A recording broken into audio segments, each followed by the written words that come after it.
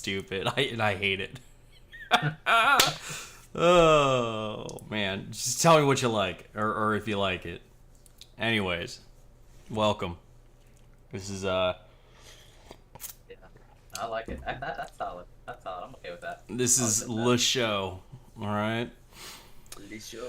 Oh, if you're the distractible type and you want to listen, but you really need something to look at or fidget with, we're running gameplay clips down below that you can enjoy while we talk about Rings of Power, the upcoming Amazon Lord of the Rings inspired television series, as well as Star Wars Galactic Star Cruisers, whatever's going on with that.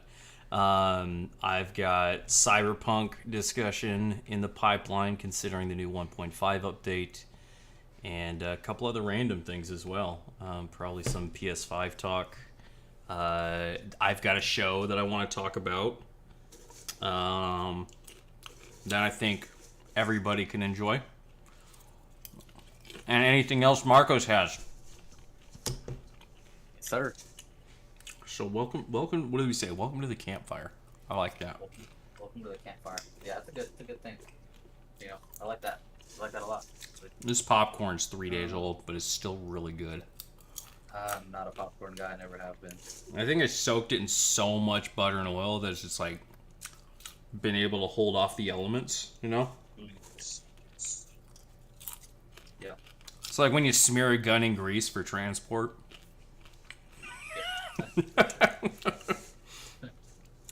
So, what do you got first for us? All right. So first thing, we first talk about this propaganda that Amazon's spewing out for this Lord of the Rings show. Mm-hmm. Where did they get these people? Who are these people? I've never seen them before. They're apparently what do they call them? The Fellowship of the Influencers or something. They're super fans of Lord of the Rings that know nothing about Lord of the Rings. I mean, there's literally a guy. You can't find the video anymore. Amazon literally unlisted the video. It did so poorly on Amazon's official channels that they took it off. I think the last I saw, the like to dislike ratio was like, it had like, I don't know, a few 100,000 views, and it had like 10,000 plus dislikes and like 140 likes or something. Wow. Like, really terrible proportions. That sounds like my TikTok. Yeah, not great for sure. Definitely, my TikTok is not great. Yeah, that too. So it's crazy to think that they put this out and they have these super fans and they are. Hold on one second.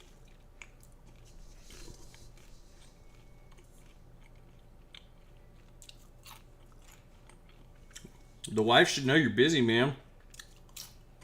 This is serious business we're attending to. Yeah, the boys' room was a hot mess, and it's like that all day. Somehow it's my fault. Like that when I woke up. So, but anyway. What's up, Corona? Yeah. Thanks for stopping around. Yeah, I'm gonna clean that small. So, anyways, they have these guys, and I encourage people to watch it. You can find it. I was gonna say, so is it still being hosted where? Because you sent it to me, even though it had already been listed. Yeah, so someone captured it, and they did their they re-uploaded it on Amazon's behalf because they're kind stewards. Entertainment. But if you watch it, it's just basically if you YouTube, Amazon Lord of the Rings. Let's get a link in here. Yeah. Let me see. I will. No, I gotta sign into chat on my browser. It's weird. Streamlabs doesn't have like native chat. Yeah, so it looks like 10 days ago someone re-uploaded it. Roma Invicta. That's their channel plug. Wow. Okay.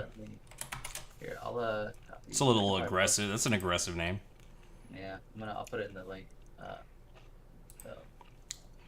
So the video is about 12 minutes long. It features. It's like one of those.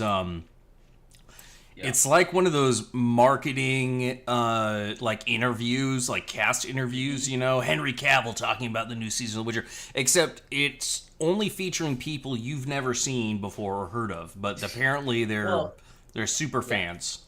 They're influencers along with. I don't know what they influence. The only thing they influence is me to not watch the show, and I love Lord of the Rings, so. But and you listen to it, and they talk about what do they talk about? They talk about diversity, inclusion, the fact that it's a black elf, the dwarf with no beard. Honestly, stuff I don't really care about. As long as it's a good story and it keeps me in that world of Tolkien's writings, I'm good with it. There's nothing in it that says elves are freaking pasty white. Like, make them brown. Give me a Mexican elf. I'm cool with it. Like, sure. But I'm not acting. I'm not. I don't seek representation. What I seek is good, engaging story, compelling story. That's what I seek. You know what I mean? Like, I've never, as a kid, I rewatched Lord of the Rings on VHS. I used to go to sleep watching Lord of the Rings, and never once was I like, man, I wish Aragorn was Mexican. You know what I mean? Like, it's never. Oh man! Like, not once. But I like, man, Frodo. If only he was just a local kid from the barrio. You know what I mean? That would do it for me. Legolas, what do your cholo eyes see? Yeah, exactly. Yeah.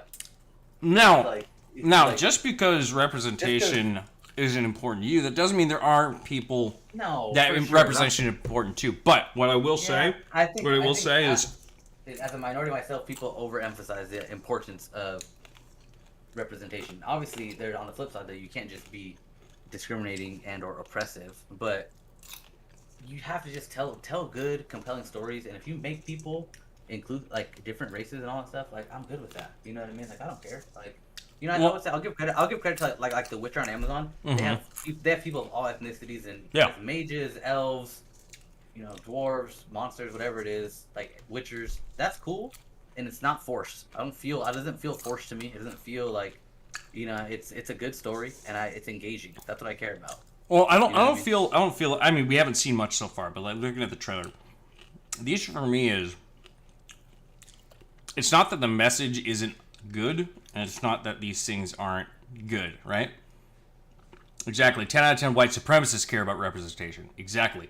But what I will say is, when Amazon does a video about it, it makes a whole discussion about that. They're selling you a product. They're selling you ideology as a product. They don't give a shit about brown people or whatever color, etc. What they're just trying to do is suck in those who are going to be persuaded that way. And that does not speak to the quality of those discussions being had in the material itself. The Witcher is a fantastic example of how you can have literary discussions and story-driven discussions of race relations, because it's just baked into the world. Tolkien being a... People want to talk about, like, it's all a big thing. Everybody loves Game of Thrones. Game of Thrones has freaking one black dude and he's a slave with no genitals. Yeah, it's kind of fucked up, man. Like what? No, I don't hear anybody boycotting freaking Game of Thrones outside of this shitty season 8 they had. You know what I mean? Like, it's like, why are we injecting like that? You know what? Like, there's like Star Wars did it good in Mando season 2 when they have that they go onto the starship, right? Mm-hmm. Imperial starship. And they have that scene of all the females, right? It's Bo-Katan, it's Fennec, and Cara Dune, and the other I can't think of the other Mandalorian's name. Yeah. But her, and it's like this big female movement, and it's like they're all just badass, and they're taking out all these stormtroopers, and it's cool. It's not forced. It's not like there's no like, all right, ladies, let's do this. You know what I mean? It's just like a good action scene, and they all happen to be female. You know, and not once was I like, man, this is like, okay, I get it. Right, but then you have like, it's just a good scene, and it makes sense to the story, and I'm all about it. And then you have things like in The Last Jedi, with what's her name? I don't remember anyone from Last Jedi. The chick, not Hondo. Hondo's a pirate. But her name's something like that. Rey. Tanaka. No, the girl that sacrifices herself and basically has like Rose Tico. No, not Rose Tico. The hyper feminist chick. That makes Admiral Holdo. Holdo. Hondo, the pirate. Hey, Kenobi! yeah, her. Like, that scene is so forced. You go to that scene, and it's Poe, and they're belittling him, and every staff member in that ship is a female, and it's female leadership telling a dude that he's dumb, and then she's the one that goes and kills herself. When storyline-wise, what makes the most sense is it should have been freaking Admiral Akbar who destroyed that thing. That would have been legit for the story. It would have closed out that character. It would have made sense, and it would have been great. But Yeah. what do we get? We got some weird feminist like movement that wasn't like super. It was like super obvious, but they were trying not to make it obvious, and it was just uncomfortable. And then you're like, who's this chick? I ain't never even seen her before in my life. I didn't know her name until this movie came across my face. You know what I mean? Like, I'm like, what? Well, I'm like, who is she? Why is she making the sacrifice play? Stupid. Get out of my face. You know what I mean? I like it when good writers, are able to bad take. decisions? No. I like it when good writers are able to tell a feminist message or a diversity message or a message about representation and wrap it up into all those other layers of story and everything that are great. Mm-hmm. But when Disney does it in The Last Jedi, and when I'm guessing Amazon does it in Rings of Power and things like that, they're doing it again to dupe you. They're doing it to convince you that they're on your side and that they believe what you believe, so that you'll go pay them money to watch their shit. That's why. So it's like it's like the McDonald's version of a hamburger, versus like your local store. It's like there's plenty of feminist thought out there that I'm more than happy to enjoy, but when McDonald's brands the letters onto each one of their patties, I could give a fuck. Yeah. No, I mean, and freaking Chrono's got a great point, right? If they really cared about reputation, they shouldn't have holdoed Finn's storyline. Yeah, fact, dude. They made Finn a freaking the size of 2 centimeters on the Chinese poster because they wanted to make sure they captured the Chinese market. I know, right? God, Bro, dude. like, and Finn is a props to John Boyega for a- being vocal about certain I'm pretty things. sure. I'm fairly confident that he's gonna get a Disney Plus show. But he's one of those examples of that trilogy where it's like, what a wasted character. Like the idea of like a stormtrooper who's like, dude, what am I doing? Like, I'm not about this life. I know, You know what I right? Yeah. It's like these guys are psycho. But what did I sign up for? How did I get here? Mm-hmm. Let me go accidentally join the resistance, and then I'm low-key force sensitive. See, Mm-hmm. dude, like he should have been. If they would have made him the main character, and nothing against like the female main character, but Finn was a much more compelling main character to me. You know what I mean? Like, he is a true nobody. Some random clone troop or stormtrooper Literally doesn't even have a name. Like, dude's a number. Like, he is the definition of being in the army. Like, he's just a random dude who, like, random planet. Mm-hmm. Dude, like, I don't even know his last name. He's just like a soldier on a battlefield. Like, hold on, what are we doing here? Mm-hmm. We just took over a village for what?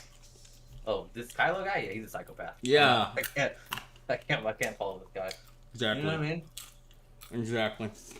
Yeah, Rose Tico could have been really cool. Like, I mean, she's totally cringe. She's totally cringy. Here's the thing. Bro. Here's the She's thing. Annoying. She is annoying. But Luke Skywalker at the beginning of A New Hope is annoying as shit too. Yeah, he's whiny, guess, but... he's brooding, first of he's all, all that crap. You can't compare Rose Tico to Luke Skywalker. I absolutely can compare Rose Tico to Luke Skywalker at the beginning of A New Hope. Sure, I absolutely can. All right. She doesn't have main character energy. I don't care what you say. No, of course not. But neither did anyone else in the whole Disney sequel trilogy. Dude. Except for Finn. Finn has main character energy. But it doesn't go anywhere. Got it. Not really. Ray doesn't have it. They didn't give it to Poe, but Poe totally could have been. If they would do that Rogue Squadron movie like they're planning on, that got freaking put on the back burner indefinitely. Like, he's a great main character for like a Starfighter type movie or TV show. It was recently confirmed, release for 2023 still on, as far as I just recently read. How recently? I thought they have that like a couple days ago. Oh, really?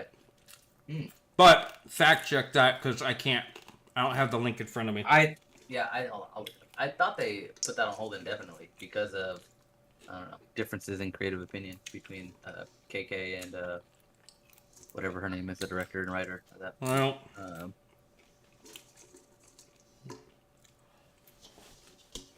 look, we're talking about the sequel trilogy again. We gotta get back on track. Rings of Power. So, Rings of Power. You got any favorite clips from that video you wanna share, or what? You want to move on? I mean, I think just the whole. So one thing that there's a lot of really good channels that did did all the work that I'm just not gonna put the time into, and I respect their efforts. Oh, Appreciate it. okay. But you can find them. They did like there's George the Giant Slayer. He's one that that did a really good analysis of it. There's another guy too. He's Disparu. He did a really big where he compared. So basically, he shows that these little like super fan and fan trailer reactions are all staged, and he has a video where he basically puts the UK fan reaction, the Spain, Germany, and Italy fan reaction, and they're all having the same reactions to everything. They all look to the right. They all make the same expression. They all bring their phone out at the exact same time. It's super scripted. Like, you can just tell. Oh, that's so gross. Dude, they all have the same thing. And so, basically, Amazon is like, they very clearly have made this marketing ploy to try to make things seem genuine and some type of reaction. And even with these super fans, you don't have to be a Lord of the Rings fan to know that these people aren't super fans. You can talk to someone and you can tell if they're a fan of the work and the lore or not. Like, it's obvious. You know what I mean? Yeah. Like, you can't be a super fan of Lord of the Rings and the first thing you're talking about is like, oh man, I'm just so happy that there's they've got freaking that, Sauron is he gonna be hot, If Sauron's hot, I can fix him. Yeah, maybe, yeah, that's what he said. I mean, I don't know to stretch you a joke, but I mean, come on. That one came off as serious. Like I'm just like that. How is that? Like, how is that? And then also too, you're like, man, they kept like, I think that there's that same guy where he's like, I just wonder if we're gonna see the rings made. It's like, do you know nothing about the Second Age? Like, that's the whole freaking point. Like, that's the hugest part of the storyline is the whole rings being made and the fall of Numenor. Like, you can't the fact that like after everything they've given you and then that's your like you can't even put two and two together for plot lines. It's like, as soon as they announced that they're doing as soon as they dropped the map for the Second Age, anybody who was a fan was like, oh, they have to cover this stuff in these events because I gotta preface my support of your comment by saying that I also don't support gatekeeping, but in this case you're 100% right. It's like it's like, oh man, I'm the biggest Lord of the Rings fan. Wait, what do you mean there's an appendices after Return of the King? That's so cool, Yeah, it's like, I'm like, and I don't need you to know everything, right? But at the same time, like, if that's what if your excitement about this show is diversity and whatever else wokeness you want to include, you're not a fan, bro. I don't like if that's in there and they do it tastefully, I'm all about it. Cool. I don't care. Like, I'm happy for a good story. But that is not my focus. I'm not like, oh man, I hope there's at least 3 Mexicans and 5 black people in this show. It's like, it doesn't matter to me. There better be more than just 5 black people. No, yeah. Well, 5 isn't enough. There's definitely the one elf, which that bothers me too, and not just from a story standpoint. Is that they're basically gonna probably do a version of Aragorn and Arwen or Beren and Luthien with the black elf and the human chick. Like, that's all they're doing. They just can't use those stories, so they're gonna make up their own, which is like, okay, whatever. See, and this goes back to what I was saying. I was concerned about last week when we talked about this, when we watched the trailer and everything, which is, I don't want them to write a story that's just the same repackaged, paint by numbers bullshit that Disney and all those big names use now, right? And I think that's why certain streaming services are still more popular than others. Netflix has a penchant for expanding, putting a bunch of different fingers into a bunch of different creative pools, and says, hey, what do anime people like these days? All right, well, let's find some things that are really good for anime, to represent that community, and vice versa. And like, obviously it's ironic here I'm talking about representation, but it's like, representing a diverse community of, people who are in love with what you're producing is entirely different than, basically paying lip service to oppressed people. That actually pisses me off. Like, I'm going to pay lip service to disadvantaged populations in society so I can get them to spend their disproportionately, less full wallets on my crap. I don't know. I'm excited for the Black Elf, to be honest, because I don't give a shit about that. I'm excited for his character and everything like that, but my concern for his character is the same concern I have for all the characters. Yeah. Catching the arrow. Legit, bro. Yeah, it reminded me of some Legolas shit. Yeah, I was like, that's top tier content right there. Yeah. But it's gonna be the story. Like, this, like, what what's so annoying, and I know we just keep going back to this, but it's like the writers literally said they're gonna write the book Tolkien never wrote, and it's like, dude, he did write, like he wrote it, and he wrote more and added to everything. It's like, what are you talking about? Like, that's just not how. It's not how this works. Like, this is not facts. What you're talking about right now. Yeah. I'm like, well, you know what I mean? Like, it's. I mean, I get it if you said that like with the Game of Thrones show coming out, the prequel stuff, or like they continue after what, like that's basically what they did with seasons 7 and 8 or 6 through 8, whenever they ran out of material, they wrote basically what he hadn't written yet. Yeah. Like, yeah, that makes sense. That's what you guys did, and it sucked. Sorry. Like, hurry up, George. Finish your books. Yeah. But, I mean, there's a I don't know. Content is content. What do Yeah. you spell with a K or a C? Is yeah. I mean, hit or miss. yeah. It's even like. But here's the thing. Here's the thing: is the super fans in that video? They're not for you and me, and they're not for anyone who would be listening to this. They're for all the people who've heard of Lord of the Rings and like probably saw the movies, the Peter Jackson movies, and like probably grew up and read the books at some point or had them read to them or something like that. But that aren't fans. It's for the normies. It's for the majority population, because the fan base of any interest is always a niche group.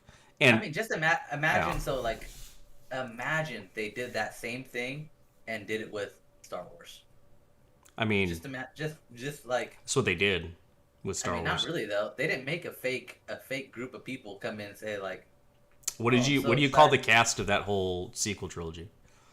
I have nothing but love for them. I'm not gonna make the mistake that older millennials and Gen Xers did with Star Wars and fucking try to get Ahmed Best to kill himself. Like, that's just disgusting. I think I like the characters and the actors. Like, I like the actors and I like the characters to a degree. It's just poor. It's just poor story and poor decision making on. You know what I mean? Like we didn't talk about last week. Like, they really didn't know what to do with Rey until the very end. Until while they were filming, the Rise of Skywalker. Like, and I'm not gonna lie, I'm just as concerned about Rings of Power. Dude, so am I. Hype is dead. Hype is dead.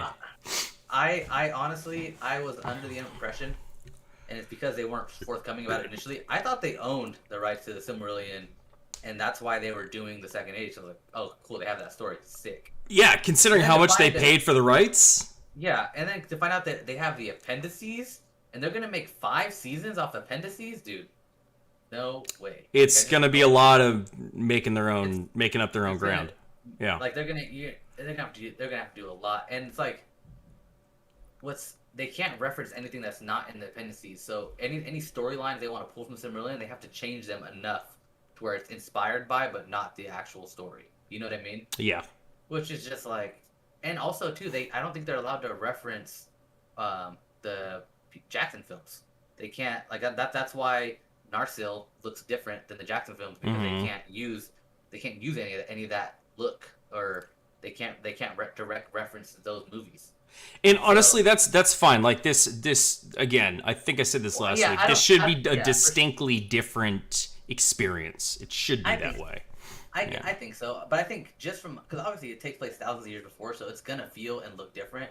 But there is certain things about it that they're just little things that help tie that whole world and story and immersion together. And something like Narsil being totally different is a big thing, in the sense that you're losing a small thing, yes, but in the grand scope of tying the whole story together and making it one cohesive, like, immersion experience, that's gonna be one of those things where, like, if you can't pull little references, you know what I mean, from those Jackson films, you're gonna lose some of that, some of that feel. Things like that. Things like Aragorn's ring that he's been in his family's bloodline for thousands of years. They can't use that ring, and it's those, like, little small details that help give you a full story of. That's not mentioned at all. I could have sworn they have a section on Aragorn.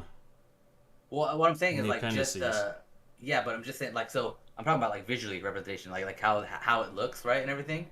They can't mirror that. They have to create their own thing, I mean, and if I'm being honest, just from a design standpoint, I don't mind that I mean, it is what it is, right?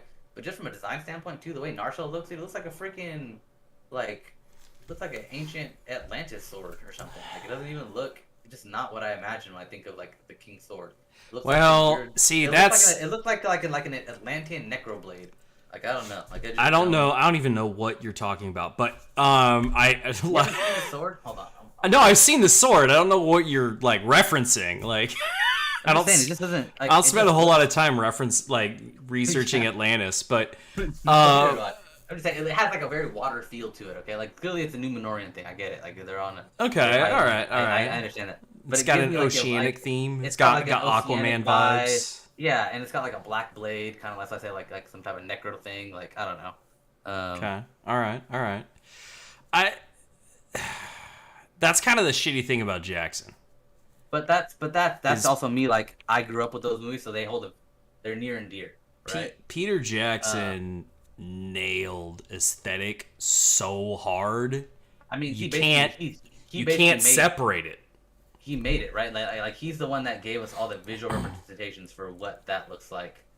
And I mean, you know, Well, good he job. basically That- he takes things that Tolkien has drawn and Tolkien has written, you know, because he would actually describe, write yeah. in his languages and everything, you know, and descriptions, and you know, and then informed by the a lot of the fantasy aesthetics of Jackson's own upbringing, you know, because I understand roughly the time period he grew up in, and I've absorbed Yeah. a lot of like, you know, Brothers Rembrandt art and stuff like that. You know, that 60s 70s fantasy vibe. It's really like a modernized version of stuff like that, splashed in with his own creativity and the creativity of his team. And yeah, it created something so distinct, and it nails it that you can't separate Tolkien from that aesthetic. You can't do it. It's Yeah. as foundational as Tolkien's storytelling is, which is why basically every man, elf, and dwarf story in fantasy that follows it is honestly like doesn't interest me.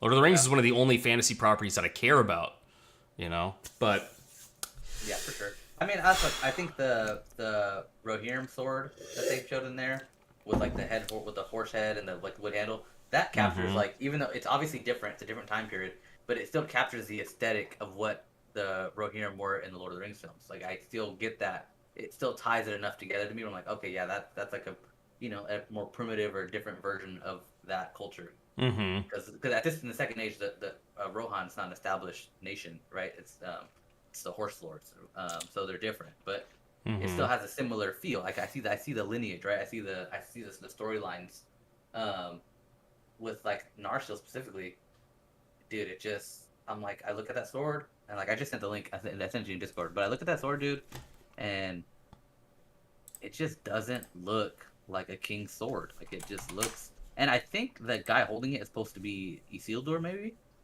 I'm guessing. I can dig that. I can dig that well enough. The handle looks But- see. Okay, all right. Here's the thing about aesthetics in sci-fi and Bro, fantasy. it looks like it was lost in the ocean for 500 years. And it's got like what is that? It looks like like a volcanic blade, like it's obsidian, like an obsidian. Hold on, I blade. see the one with the glove. Hold on. Oh, sorry. You sent me the whole link. I was looking at the thumbnail. I'm a dumbass. No, the one with the glove. That's a ring wraith, dude. Yeah, yeah. Pretty sure that's like the whiskey or something. Okay, let's see. You gotta scroll down. It's like I don't know. It's like It's the golden one with the sun in the pommel, right? No, that's just wait. Which one's that's that? just the that's just like a Numenorian sword. Oh, okay, It's all right, not all right. I'm yeah. scrolling it. So there's a lot of pictures here. Yeah. No, Let's so see. You'll see the Rohirrim sword with the horse head. A lot of rope. And the one. Yeah. So let's keep scrolling down. Yeah, the horse head sword. That one's dope. I'm in love with that. Yeah. That one looks awesome. Yep. Yeah, it's the next one. So it's just the one broken. Oh yeah, no, that's stupid as fuck. That's Narsil. That is the freaking. That's the longsword wielded by King Elendil. So like, bro, like what is that? Looks like the freaking the pommel is freaking a minifig of Sauron's head. I like this. I like this staff. It looks like it might be a staff. It's either that or the hilt of a sword, the pommel of a sword, but it's got the city built into the bottom of it with the wings further down. I mean, some of these look really cool. Some of them don't. And again, this is the thing about Jackson and all the drop the OnlyFans link. All right, hold on. It's a subscription is $100 a month because the content's just that good. I do all thumbs only. It's just thumbs. Pay extra for the rest of the fingers. This- Ugh. All right. All right. I'll sub. I'll sub to that. So look, aesthetics aren't gonna make. I mean, I guess they're kind of gonna make or break it, right? For me, It's gonna be a big deal. for me, aesthetics fall with sci-fi and fantasy fall into a couple of different categories. There is functional, there's function, and there's form, right?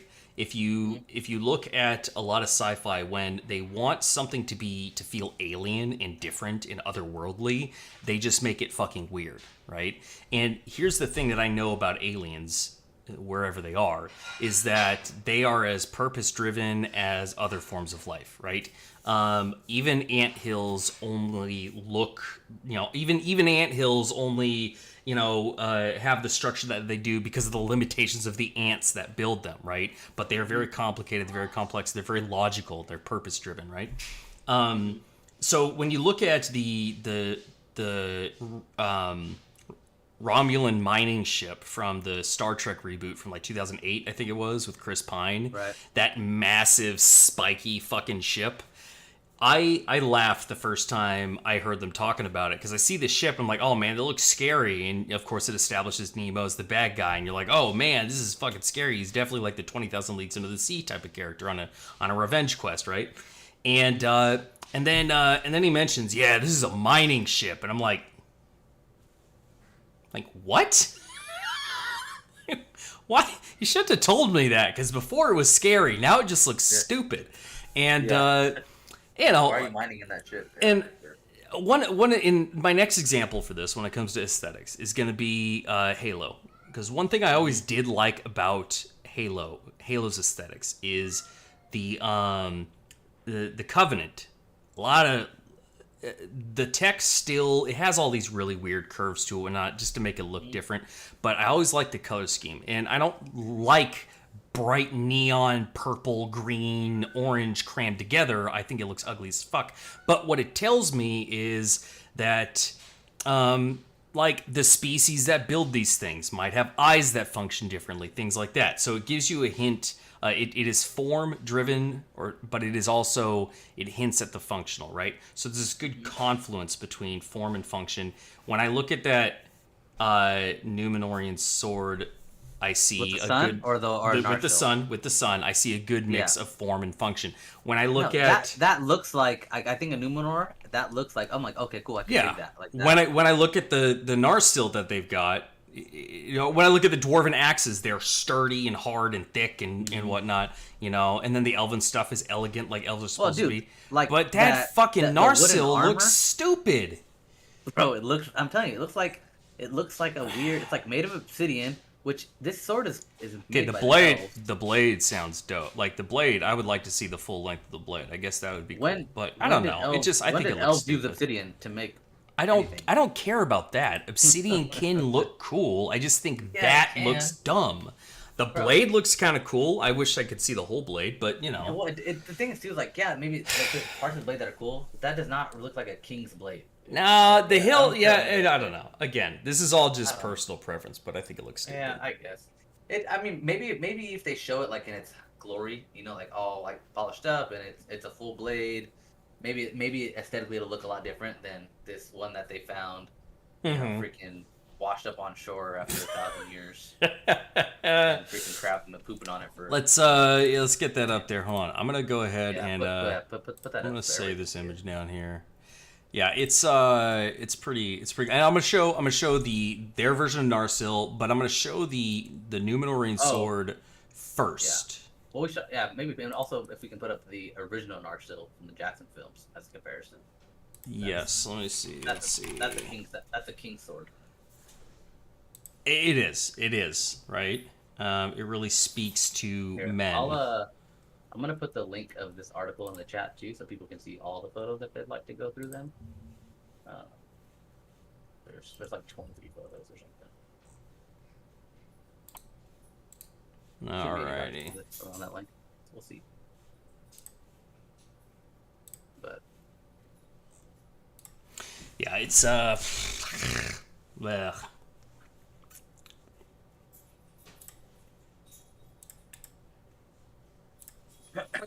But yeah, I don't know, man.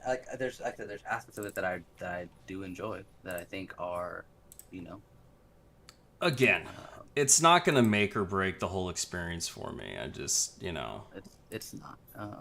But it's you know it's something. You know what I mean? do those Like not save as images? It is so weird. The hell? you just screen share the Yeah, I'll just do that. That's so the strange. screen Okay. share the Anyways, window. yeah, I'm gonna start with the Narsil, the real Okay, Narsil. All the right. real Narsil as we know it, Yeah, as we know it, the Jackson the Narsil, Jackson Narsil. which is a fantastic sword. I'm actually gonna get it on the stage. Yeah, for sure, man. Hang it on the wall behind me. I think United Cutler or someone, they make like a replica for like $220. It's pretty legit. Oh yeah, no, there's a few providers that do a fantastic job. So this is what we're looking at. This is what we're looking. This is I hate doing this. This looks so dumb. Anyways, this is what we're looking at. That's elegant, strong, firm. Got the break in the blade and everything. But the hilt, most importantly, is functional. Click on that. Click on the one on the top left, the with the white background that has it. Just Oh up and yeah, down. that's a good one too. Yeah, Yeah. right here. Is that one? That's like a better comparison of the one in the Amazon. See, and this is the thing that's getting me about See? that. This is the thing that's getting me about that. The ring race sword That that we looks saw. good, too. It looks kind of cool, but like, there's no like grip. It's so just I don't know. I don't like aesthetics that don't look like they would work. Yeah. Right? Yeah. A king's not taking that sword into battle. I don't care what he says, dude. No king of mine. Okay. Yeah. So here is here's the Numenorian sword that is featured. We're assuming And I it's think Numenorian. This right? is just like a soldier, like a regular soldier. It's Numenorian. I think. I mean, it might be a character, but it's definitely not Narsil, Yeah. right? No, this is just a regular sword. You can see it's inlaid, it's got all these designs and stuff, but it looks like they built the sword first and then made it pretty, not tried to build something pretty and then try to convince you that they could kill people with it. But here's the Narsil, and it's the worst thing that I've ever seen. Now that I've seen it, here's the Rohirrim one, by the way, which is awesome. Oh yeah, I love the Rohirrim one, dude. That one is probably Zero honestly, complaints. That's probably my favorite one. That Yeah. thing is That one's pretty dope. so freaking legit, dude. I love it. But here's Like, Mr. it Narsil. tells you so much about the people too. It's great. It's a great sword. It's not even symmetrical. It I makes I no don't sense. feel like I could hold that at all. Clean. Yeah, gold sword is clean. Clean But as fuck. what is this, bro? I'm What is telling you, this? it's freaking- Again, I like the it's obsidian blade. It's like a freaking necromancer from Atlantis was trying to make something. I don't and know he why came up you with keep that, and then talking about Atlantis. I don't know, bro. Like It looks Atlantis, it like looks the Disney movie or whoever Yeah. made it. I can't remember. Yeah, It's not a Disney it looks like movie. it looks like it was lost in a city under the sea that wasn't successful at life. Yeah. It's like the Yeah. worst craftsmanship I've ever seen. Bro, I could make that sword. I would rather go into battle with one of these. Like, I'm not doing that, dude. Yeah. The wood armor. What do you think about this wood armor, though? Oh, for the wood elf? Yeah. Okay, so I can dig the it. scythe. So the wood armor, from a practicality standpoint, as someone who's wearing armor, like body armor, not medieval body armor, but body armor nonetheless, doesn't look very functional. Wood does not bend with the body in any way, shape, or form. But for like dress armor, if you sing I think it looked. Yeah, That's how the I elves think do it- I- stuff, right? They sing yeah, them. yeah. But I think it looks cool. It tells me they're like a wood elf, like quite literally. You know what I mean? It's not breaking its own rules. That's my thing. Right? I Men, like it. the I like race it. of men in Tolkien are industrious. That's like kind of the whole thing. This is like Yeah. the beginning. The whole theme of like elves fading into the West and this being the age of men is it's a allegory, even though Tolkien would hate that word allegory, for the rise of industrialization and things like that. So it's like men are a certain type of being and elves are a certain type of being. This does not break the rules. This is kind of cool. I like the arrow. I like the look of the armor. I want to see it in action. But I think like for like decorative armor, like if you're going to a ceremony, legit. But in battle, we'll see. But I like the idea of like the wood elves being very like like minimalist. You know what I mean? Like very just Yeah. very deliberate with what they're wearing, very efficient. Um, Cosplay that's a is a cool good one. sword. Oh, I think that's actually the king before Elendil. I think that's his Uh-huh. scepter. Um, See, this is dope. I love this. I would love Scroll to down. have a I think little I think I city. think in the description it tells you what it Yeah. is. It's a golden rod. I'm pretty sure So, that's Scepter of that's a Numenor. yeah, Yeah. which which is sick. That is pretty sick. I like that.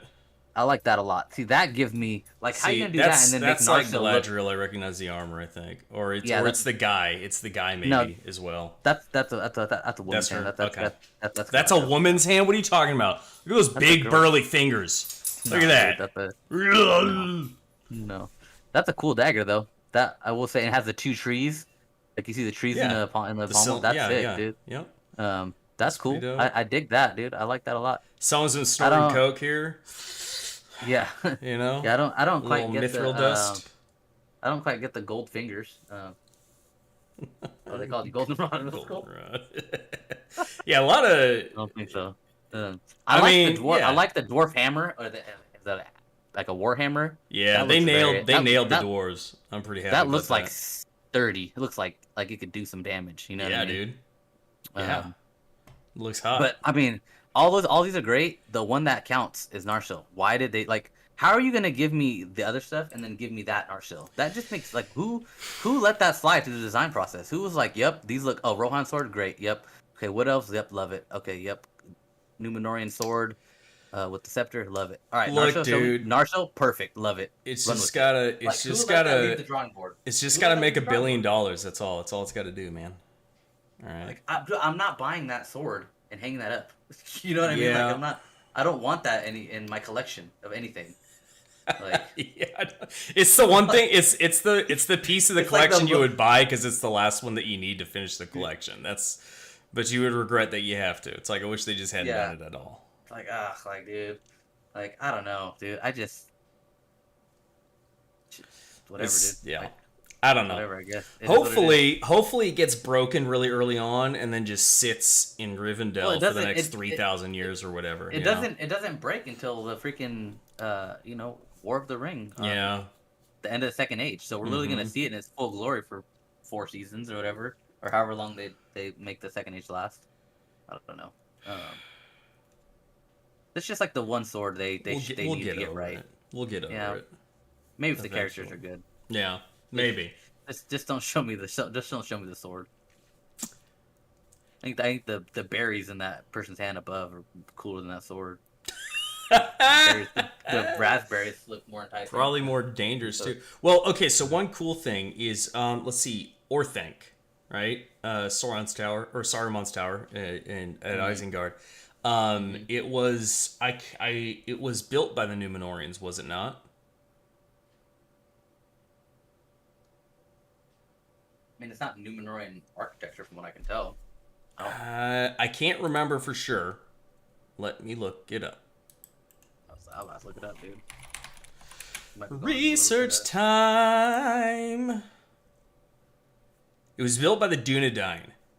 Oh, the Dunedain built it. Okay. So, Which, and, I guess and the they are Dunedain- they are the descendants of. They that's were the men of Numenor and their descendants.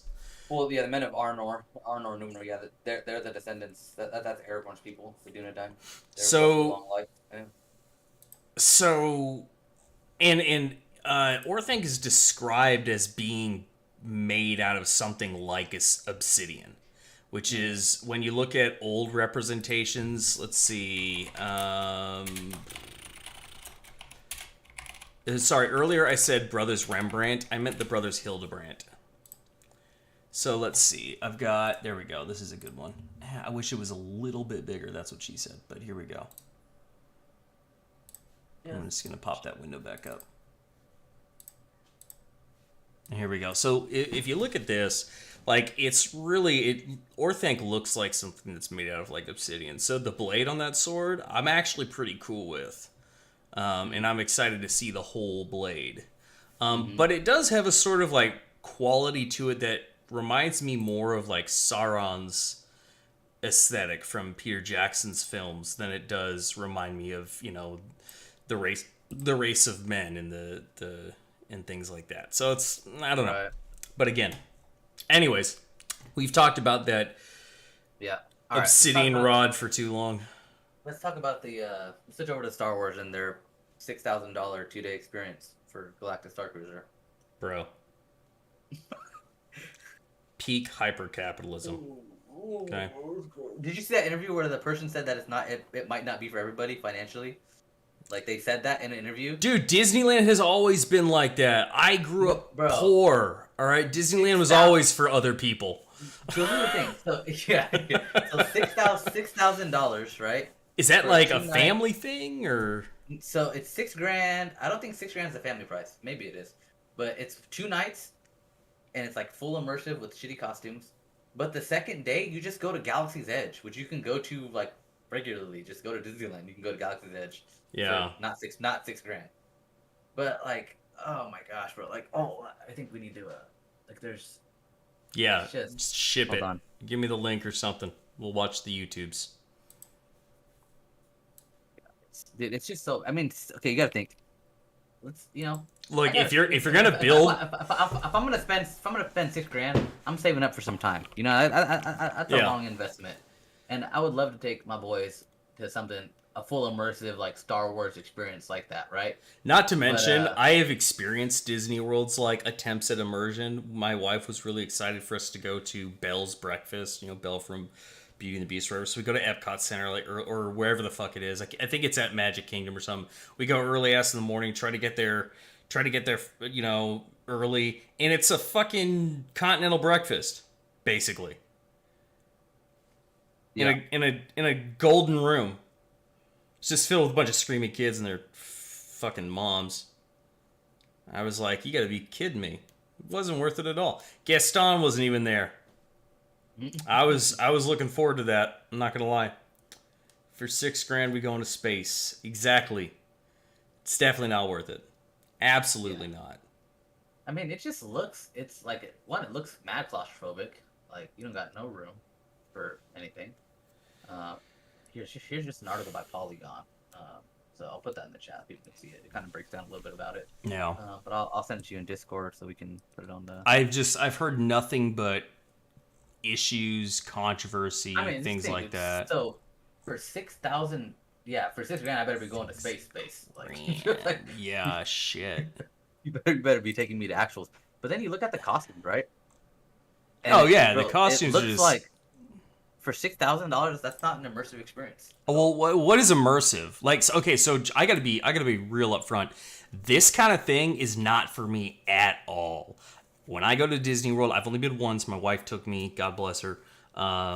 And what I enjoyed were the rides and eating food and walking around and looking at shit and hanging out with my wife and talking to her and like watching her enjoy the experience because she loves that shit. I did not care for interacting with any fucking part of that whole place that's like trying to make me, feel like I'm, I don't know, really there or whatever, right? I don't care about the immersion. So that kind of shit just makes me feel uncomfortable. Yeah. Well, this is the thing, right? So $6,000, right? Which is, just what an ask from a person, right? Dude. I mean, Disneyland is expensive as it is. Like as of right now, I cannot afford to take my family to Disneyland for a week. Like that, it's just expensive. It's I don't live locally. You know what I mean? I have to fly. Yeah, or drive. right. You got to pay for hotel, food, and then obviously the kids are gonna want toys and whatever. So it's like get one toy. It's always so expensive just for that. And now you're telling me for a 2-day experience, it's freaking $6,000. And you're gonna have at best, bro. There's people that go to Comic-Con with better costumes than this. Like that's just a fact. It's like, oh yeah, easy. And then you look around, bro, and honestly, like if I'm looking at this, it doesn't feel like I'm in Star Wars. It just looks like some space shit. Like it looks like, I guess it's like it's like futuristic spacey. Like what it feels more like to me when I look at this is the Fifth Element. That's what it reminds me more of, is the Fifth Element. Like that's what I get. Like $6,000 for a Fifth Element experience. You know what I mean? I mean, if it's actually Fifth Element, I wouldn't actually. I'd be pretty jazzed by that. I'd be more inclined for Fifth Element. But you're telling me that Star Wars, bro, and it takes place. So it takes place from episode 7 or between episodes 8 and 9, I think. So not even set. It's not even set. So episodes 8 and 9, which is like the worst part of the whole sequel period. Like nobody cares about episodes 8 in between episodes 8 and 9. You know what I mean? And then they have this super low budget fight scene between Kylo and Rey as the big climactic event for your whole experience. And I don't know if you watched it, dude, but it is the I saw her like crouch down to switch her lightsabers out. Well, yeah. So that new lightsaber is like super flimsy. Well, of course it is. It's all function, you know, which is fine. It does the one thing that, don't worry, we'll have real lightsabers in like 30 years, and people will definitely be going to jail for cutting each other to pieces for it. But not yet, right? Not yet. We're gonna have to watch this with the chat. I'm gonna send you I found the link to the actual video. So we're gonna pull this up and we can watch this. It's 7 minutes, so it's very bearable. But man, dude, it's something else. Like, this is the big climactic scene to my $6,000 experience. I know the fact that the kids think the trip is for them. Facts. If we're going to Disneyland, it's for me. I'm going to Disneyland. They're just there. Let's see. Yeah. What do we got? Where's that link? I just sent it in the Discord. So not that one. It's the other. It's the one. That's just the article talking about it. Okay. All right. Let me get this going. Woo. Dude, and then they have like some super whack Jedi training that you do, and it's like you have a lightsaber and you basically just move it to like touch a laser pointing out of a wall.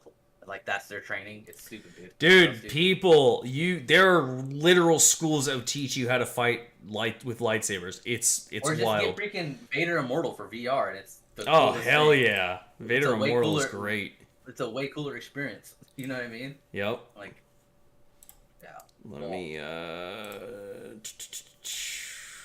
Yeah, I just can't.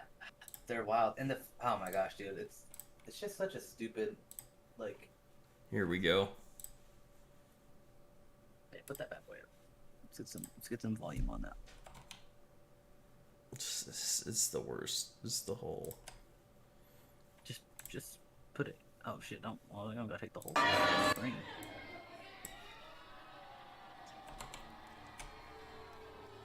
You just minimize that window. Yeah, there we go. We're gonna get better at this, people. Not much better, but better. Just a little bit, yeah, a little better. Yeah, Stormtrooper target practice. Facts. Okay, I'll do that. Perfect. That was great. Very nice. Shit. Okay, so they have this battle. Do you have audio? Oh, do we? No audio? No, yeah. We should have audio. Yeah. Okay. I hear it. But like, dude, what is this fake ass like fork shows? Dude. Also, if you want to talk about story continuity, one thing that someone pointed out too is in between episodes 8 and 9, Kylo doesn't have his helmet. It's broken. So why is he wearing a helmet if this takes place? No, in 8 and 9? it's his backup helmet, dude. You always make two. That's true. He's got a couple helmets on standby. Look, there she goes. Lightsaber switch. Lightsaber switch. Yeah. Oh, that was so janky. Oh, they'll get better, right? It's like go behind a wall or something. But look at this, bro. The sound effects are whack. First of all, Kylo's lightsaber is like orange. It's not even red. I mean, I don't care about that, but like... I care about it. It's supposed to be an immersive $6,000 experience. I better freaking have realistic lightsaber sound. Dude, someone better get fucking stabbed for real. I better see someone get force choked. I better get force choked for $6,000. Choke me for real. I don't care. Dude, like, freaking... Oh, no, dude. Like, it just looks... No, the worst thing about this video... If like, dude, my son who's 5 would probably be like, oh my gosh, dude, look at these guys are fighting on a mezzanine, you know, and it... Yeah, but my son also freaking thinks that he can use the Force when we're play fighting, so... Okay, but that's the thing. That's the thing, dude, is Disney's demographic is forcing parents to pay for multiple things for their multiple children based on expectation of fitting into the social norm. That's Disney's whole clientele, right? Yeah. So it's oriented towards kids because the kids are going to put the buying pressure on predominantly women who do like something like 70% of purchasing decisions in like all families, and like are going to buy that shit and pay for that shit and want that shit and think it's necessary for fulfillment of their life or something. I don't know. This is like, this literally makes me feel uncomfortable. But like, look, and also if you watching this fight choreography, she actually stabs him here coming up. And Yeah, she fucking should. If like if they clearly they know nothing about lightsabers because that's how Qui-Gon dies, and like, Yeah, but she just stabs him a little bit. Don't worry about it. Oh, it's just just the tip. Just the tip. like, I mean, Oh, what did he do? What did he do? I don't know, dude. It's they have to have. Dude, this is how me and my friends used to wrestle. Look, dude, look at she's like hits his. I think he hits his head on the railings. Like, dude, he's wearing a helmet. Like, he's fine. Like, that's the whole point of the helmet. You can tell me he hits his head, and it's like that's what does him in. Is she gonna do a force thingy? See, that looks cool. Give him the blue saber. Now he's walking around like he's Revan, dude. I'm all about it. And then he should have just cut her head off like she was Count Dooku. Get rid of her. Finn's the new character, right? Oh my god. Oh, and then there's this freaking bit. How many times a day do they do this? Well, it's a 2-day experience, so they only gotta do it like every 2 days. Oh my god. I would fucking kill myself. But, like, they got a Chewie costume from freaking Party City. Like, that doesn't. I love how slow the fucking conveyor belt is. It's like I'm at the goddamn airport. I'm gonna choke you when you get over here. Yeah, oh, there's fucking budget Finn. There we go. Oh my god. Yeah, I really hope they pay these people a lot of money. They couldn't afford to use the real. No, these are all like expiring actors who think they're about to be on the next Star Wars movie if they do this job. Look, I'm not gonna speak to that. And her lightsaber turns off in the middle. Like, if you rewind it 10 seconds, her lightsaber turned off mid-fight, dude. And she had to turn it back on. Like, that's the level of high-quality content. Watch, rewind it back a little bit. Before she does all her like high-end acrobatics. Okay, all right. So it's right after the Oh, it's because she. Oh, yeah, it just turned off and on again. She had to get the fake lightsaber.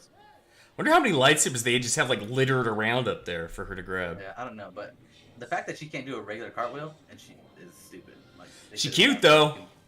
I can't. Sure. It's like the last thing I want to hear is the dialogue. Yeah, with some knockoff Kylo Ren voice. Oh, whoops. Dude sounds like a Batman from Hollywood Boulevard. Like, yeah, and I don't need to hear. Ah! I touched your titty. Yeah. Look, and I think there was much stab with a stupid spin. Necessary. Stabbed him dead, bro. That's how Qui-Gon dies. You can tell me that he's good off that?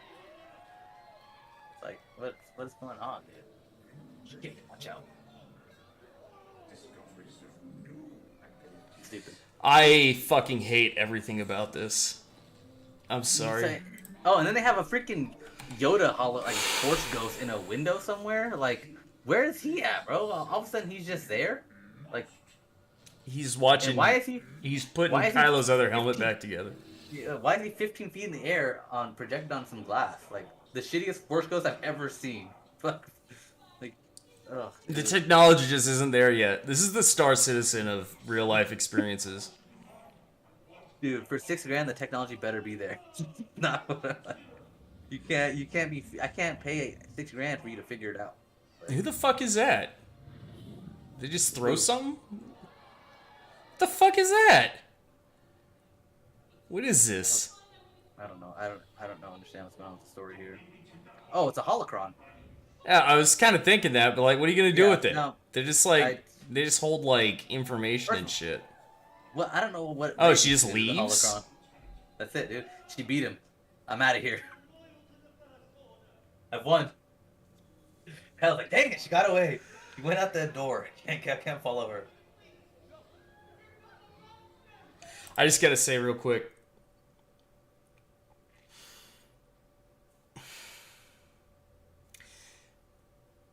The First Order is to the Empire what hillbilly KKK wannabes are to actual Nazis. They're the fucking budget leftover. Once the masses have like awakened up from the crazy ideology and gone back to like normal living and like stop genocide, you know, like they're the holdouts. The South will rise againers and shit like that. Yeah, it's sad. It's gross. Oh my god. Well, nothing about the First Order is compelling at all. Yeah. the Knights of Ren are the only ones that are semi-compelling, and they basically they were useless. They're totally useless. Like, Oh my god. Ben Solo has his one big fight at the end that was like, it was okay, but was nothing. I mean, the Knights of Ren were useless. The Knights of Ren are budget Inquisitors. Really, they're the. And no offense, you know my views on all the cartoons and shit. I consider the Inquisitors from the cartoons already a budget version of something better. So like, it's this is like Dollar Tree shit right here. The Inquisitors are just a knockoff freaking Darth Vader's wannabes. You know, they're the wannabe Sith Lords. Yeah. The Sith believe in the rule of two, so they're like, well, I mean, yeah, you can get a red saber, I guess. You know, sorry. Yeah. Here's the Kylo Ren version 1 mask. You can put this on. Call it good. So, yeah, but I mean, it's oh man, Who the fuck is that? Who the fuck is that? Who is that? Why is everyone happy? That guy? He looks like he's in Greece. He looks like Neville Longbottom, but before he became hot. You know, he's still like a dorky guy. Yeah, because most kids are dorky looking. That dude, he has a weird head shape for sure. Look at that dude, that white dude with a buzz cut in the center, just like sitting there with his arms crossed, like, huh. Wow. And look, all the dads are doing that. All the dads are doing that. Did you see it? Look at it. There's this one type of dad. There's one of them right there. The other one's over here, and there's one right there, and they're all just like this, like someone made them go. Dude, well, they're probably looking around like $6,000, huh? Yeah, what they're doing, they're trying to find the production value. That's what they're looking for. They're like they're adding things up. Like, that's not expensive enough for this. The food was trash. Okay. They're trying to find their money. Yeah, they're like, hold on, wait a second. Oh boy. Acting. Oh, we're not paying for acting, that's for sure. It's like we're not paying for special effects either. That shit sucks.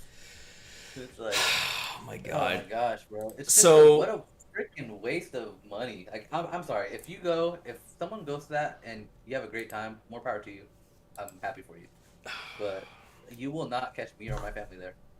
This is facts. Not unless I've been murdered and someone dumps my body on Disneyland property.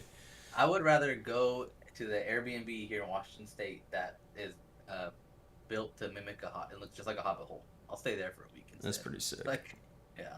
I would do that, yeah.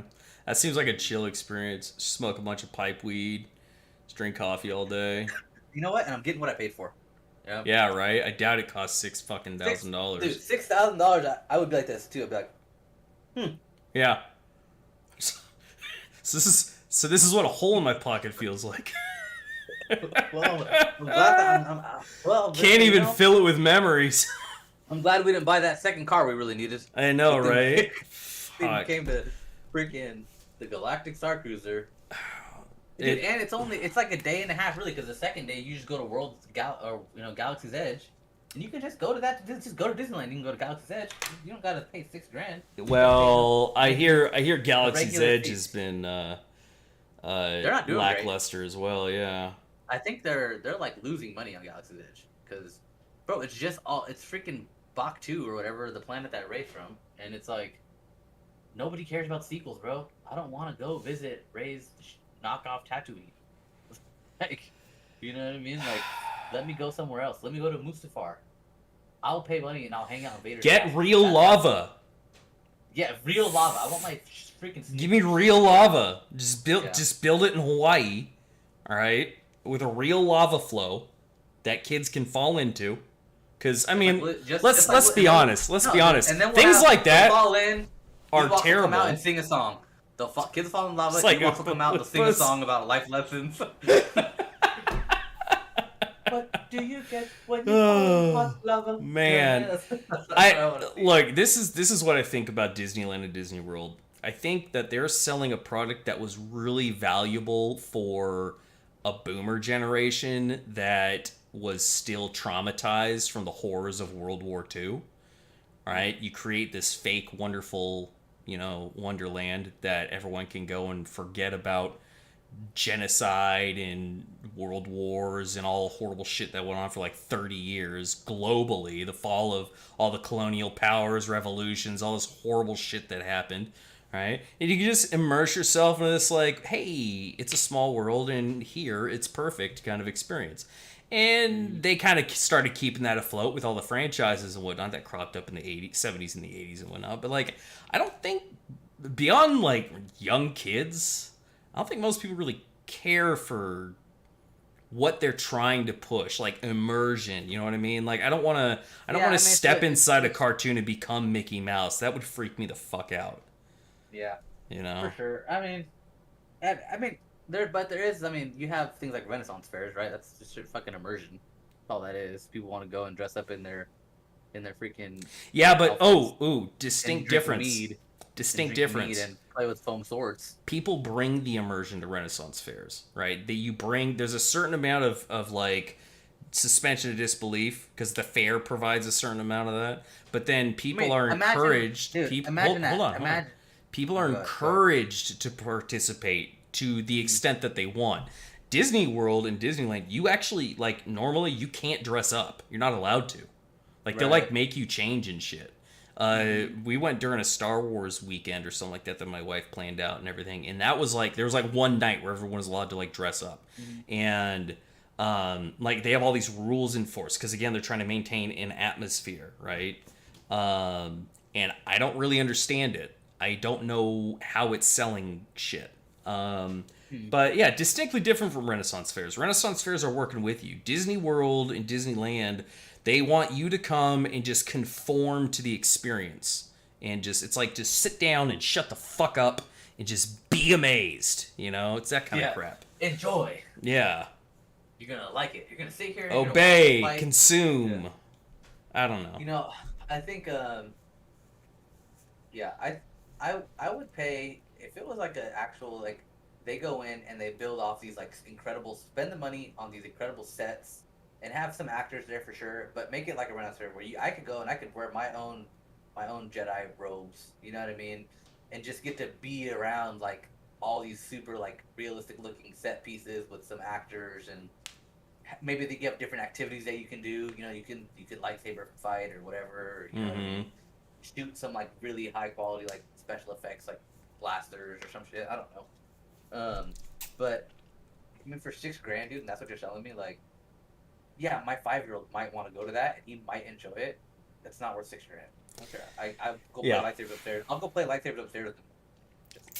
Yeah, Finn's been playing Republic Commando on my PC. 5 years old, and I'm already getting hooked on that mouse and keyboard. Dude, you're a beast, my son. Yeah. Touch my mouse and keyboard. Not yet. He's pretty good at Nintendo Switch. He's actually really good at Mario Kart. That's awesome. Yeah. Yeah, see, so if there's this TikTok floating around right now, and it's a bunch of these cosplay weirdos, and I call them cosplay weirdos with all the love in the world. All right, it's like I did theater when I was growing up, and I never actually got comfortable being a performer. And I know what cosplayers are doing is they're becoming a character, and they're putting in the work, and they're going out and they're performing. And on TikTok, and like I find it cringy, and I hate it. There's a part of me that hates it because I can't do it, right? Because it's just I would be embarrassed, and I would care too much about what I can't get into it, right? And so there's some self-loathing involved. But more power to everyone who can. There's this TikTok floating around of all these people who do cosplay on TikTok and whatnot, and they keep duetting each other's videos and adding to it. And it's like it's like that growing bar scene, right, or whatever, things like that. Yeah. So this is the interesting thing about the immersive experience, the immersive fantasy, is that people do this on their own. Disney and companies like that, and corporations do this all the time, they want to try to capture that and then package it and then sell it to people who don't normally do that, you know? And honestly, again, it's just, it awakens the burn it all down side of me, where you lose the heart and soul of all these creative properties. And honestly, for a while, I was really enjoying Disney going around and like writing all these films for other cultures. Like what's the fucking Mexican one? I saw it once. My kids watched it repetitively. It's got that ugly ass dog in it. Can't remember the name for some reason. I haven't been watching movies a whole lot.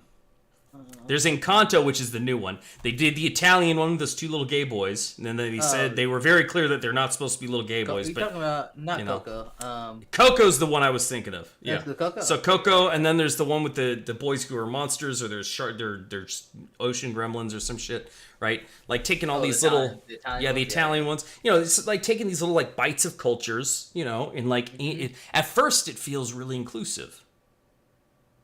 And I'm like, man, it's actually kind of nice to see, like, I'm getting a taste of some of the cultures that you know, that make up my country, you know, sure. America, you know. Sure. But then I start seeing the story structure, the pattern of the storytelling. And it again, it's like this prepackaged, like, we're just going to absorb your culture and we're going to make a little figurine for it, and we're gonna put in our collection, you know, and then we're gonna make a shit ton of money off of it. I don't know, it's gross, man.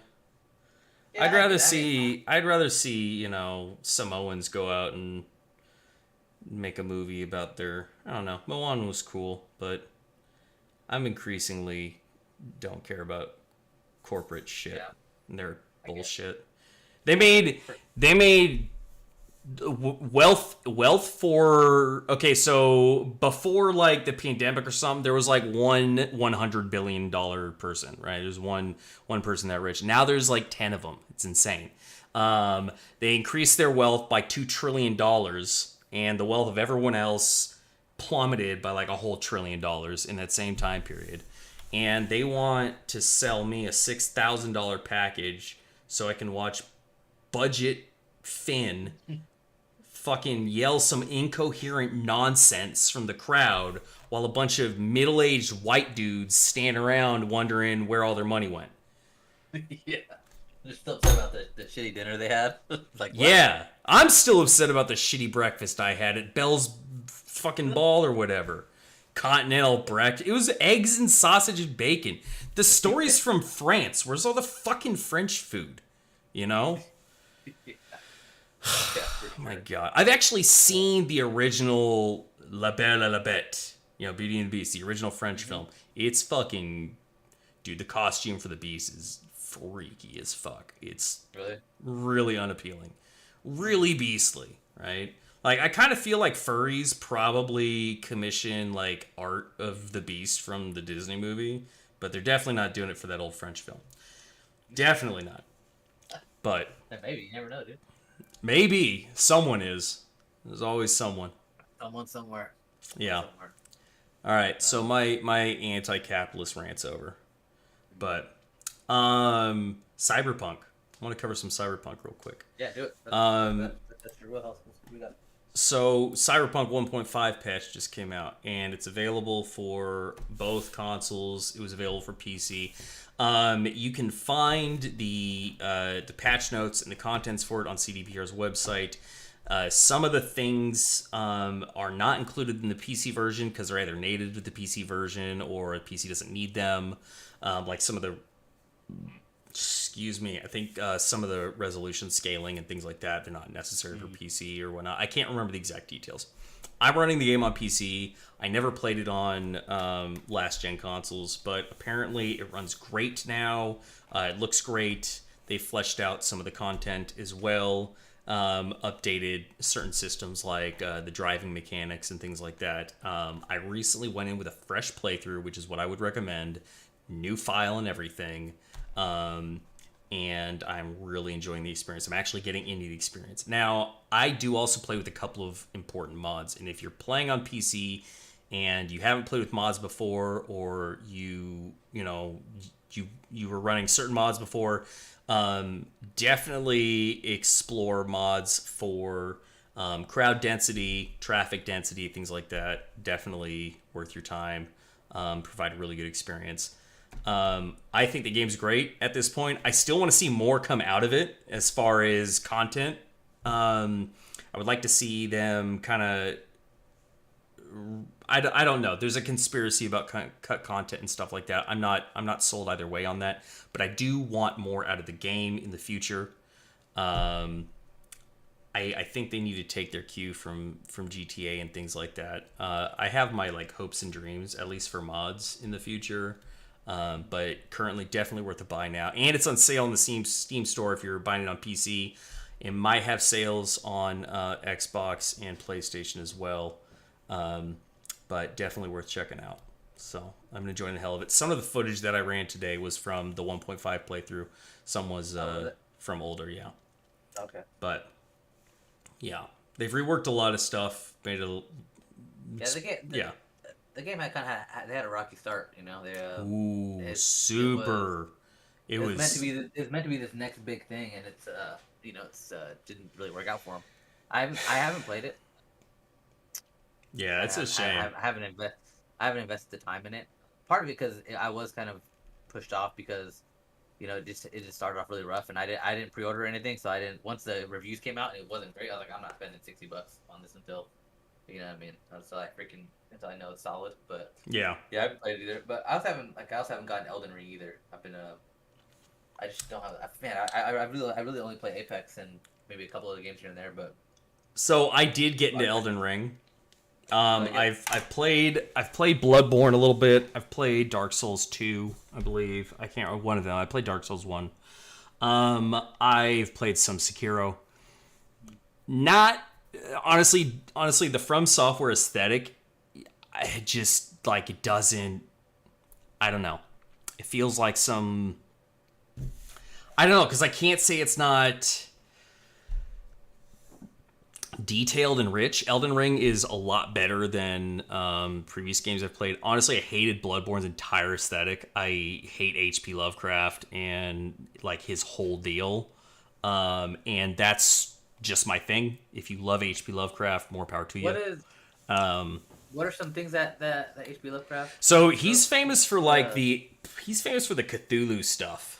That's right. Yeah, Lovecraftian horror. He's also a super racist. What I would recommend though is watching Lovecraft Country on HBO Max. Fantastic show. Basically, is that based off his works? No, it is. It takes elements of his storytelling and his universes, and then tells. Is Cthulhu in it? That's the question. That's what we want to know. No, I'm like halfway through the first season. No Cthulhu specifically. Definitely check it out for yourself. The show, cult. Like, the show, Lovecraft Country is a show that is about African American characters, African American writers connecting with their sci-fi heritage, because there are a lot of things that African Americans have basically been excluded from, and being accepted as mainstays of certain fandoms is definitely one of those. Like the stereotype that there's no such thing as a black nerd and things like that aren't really prevalent in my personal circles because I grew up with black nerds and things like that, but that I understand a lot of people run into, and they're like, what do you mean you love sci-fi and stuff like that? So they wrote this whole show kind of as a bit of a love letter to that kind of thing. Super well written. It is an anthology, so the first couple episodes tie in together, but then the rest of the season, they're reusing the same characters in different ways, and the same actors in different ways. Anthologies aren't really my deal, but this one's really good. It's definitely worth a watch. But again, so Lovecraft, you're thinking monsters with lots of eyes, tentacles, shit like that. And with Bloodborne, I hated every moment of it. I have the same problem with From Software's mechanics that fucking Dr. Disrespect had. He just rage quit Elden Ring a couple days ago. Called the controls sluggish, things like that. I feel the thing about the Dark Souls that didn't really, and I have friends who play Dark Souls and they love the franchise, but I don't like to play games that are just fucking hard, just for no reason. They're just hard. Like that's their game. Their game is we're super hard. Like that's not fun to me, dude. I don't want to play like. It's one thing to have a game like Apex where it's competitive, and to get really good and be competitive is hard, but the game itself isn't necessarily hard. Or you know what I mean? Or just like Monster Hunter. The monsters they scale up and they get harder. Monsters get hard. But sure. But it's like there's a scaling and leveling to it. I don't want to play a game that's just hard for no reason. Like it just. Well, all right. I'm not paying $60 for just to lose and rage quit. okay, so it's not that things are difficult. Here's my thing with the whole From Software deal. Um, Games are good when you can make choices. Yeah, that's true. I would agree. Older From Software games like Dark Souls 1 and 2 that I've dabbled with, they don't really let you make choices so much as kind of punish you for making the wrong choice so that you can do it again and make the right choice, which isn't really a choice, right? You're walking past a corner, some guy backstabs you out of nowhere, right? You die, and so you know next time you got to watch that corner. So it's just like kind of like a memory game, which doesn't personally interest me, but this is one reason why it's popular with speedrunners and things like that, or people who do specific kinds of runs, like unarmed runs. So I definitely get the appeal. What I do like about Elden Ring is because it's open world, I don't necessarily have to worry about getting through the rat maze over and over and over again and learning through trial and error. What is hard though is the actual combat gameplay. It is hard and it is punishing. I have found that Elden Ring is a little bit more forgiving because of its free flow nature. If I am heading down a path and facing an enemy that I can't fucking beat, I can go around them. I can go somewhere else. It's not like Dark Souls where that's the direction I have to go, so I don't get to progress in the game or feel like I have unless I beat it. Beat that character. So that I definitely this is one reason why I think it's Elden Ring is the more accessible, but not necessarily the easier of the From Software games. So I definitely like that. Where do you think it falls in comparison to like an Elder Scrolls game? Is it even on the same realm of playability or enjoyability? Look, Elder Scrolls was cool back when you could craft your own spells and pull off wacky shit. And like cool shit. Just cool shit. Sometimes it gets wacky. Like radical people do wacky stuff. I personally love Oblivion more than I like Skyrim. I like Oblivion more. I enjoyed Oblivion more as well. Skyrim basically like democratizes the experience and waters it down again in the Disney fashion so that anyone can enjoy it. And it's like I'm not really interested in anyone enjoying it. Dude, Oblivion, as long as you don't play the main story, you just go down a rabbit hole of side quests, and you can kill people off that affect the main mission, and freaking. If you don't want to close the portals, then every portal you go to is slightly different than the last portal. You can get different things from them. Like, I love Oblivion. Yeah. It's got a lot going for it. There's actually a project to remake Oblivion in Skyrim. And there's also another project to remake. Is that a mod, or is that like a? It's a mod, yeah. It's a total conversion mod. And there's also a team doing one for Fallout 3 in Fallout 4's version of the Embryo, or not the Embryo. I can't remember. I can't remember what the name of the engine is. Forgot. But yeah, so those are projects that I've got, my eye on. I'm a big fan. I'm a big fan of those games, but for me, like Skyrim Skyrim is like it's milk water shit, Yeah, you'll get a fantasy. Yeah, you can work your way up the Dark Brotherhood. Yeah, you can work your way up the Thieves Guild. Yeah, you can work your way up to this or whatever. Like, be whoever you want to be. But, like, the issue is they don't let you be anything. You end up being the same lackey for NPCs going and doing bullshit over and over again. Yeah, I think it's just it's like Star Wars Galactic Star Cruiser. Well, Skyrim is just to me. Skyrim was just a he says to me. Yeah, to me. Yeah. It's just a repackaged Oblivion. And like I enjoyed Skyrim. I wish it was a repackaged Oblivion. I didn't say repackaged in a good way, but it's the same. I don't know. I didn't really care for like the dragon. I like dragons in the game. I didn't care for the whole Dragonborn storyline part of it. Yeah, it was kind of stupid. But again, you have to be special, or you're not going to want to play, right? I don't know. I mean, that was the whole point of Oblivion, though, is that like you weren't necessarily special, so to speak. You know what I mean? Like you got kind of roped into a story. Yes. You weren't a chosen one. Show, don't tell. Yeah. Yeah, you were like a. Well, I mean, like 5 minutes in, Patrick Stewart's like, "Ooh, there's something special about you." But yeah, I mean, that's kind of as far as it goes, more or less. Oblivion has the best NPCs It does. It does. It does for sure. Those like random ass conversations you hear as you walk by. Did you ever watch a Skyrim or Oblivion conversations like from YouTube, where it's just normal people fucking like going crazy, NPCs in the wild and shit? Fucking hilarious. I mean, yeah. See, and this is why I'm again, hype is dead. I said this like an hour ago. Hype is fucking dead. I'm not hyped about anything. I don't get excited about anything. Actually, I will say I did like the cinematic trailer for the new Star Wars game that's coming out in 10 years probably. Eclipse. Did you watch the cinematic trailer for that? No. Oh, dude, I missed that. When did that come out? Like, I don't know, 2 months ago. No, I swear I saw this. Am I seriously that depressed? Dude, I'm telling you, like the. It sounds familiar.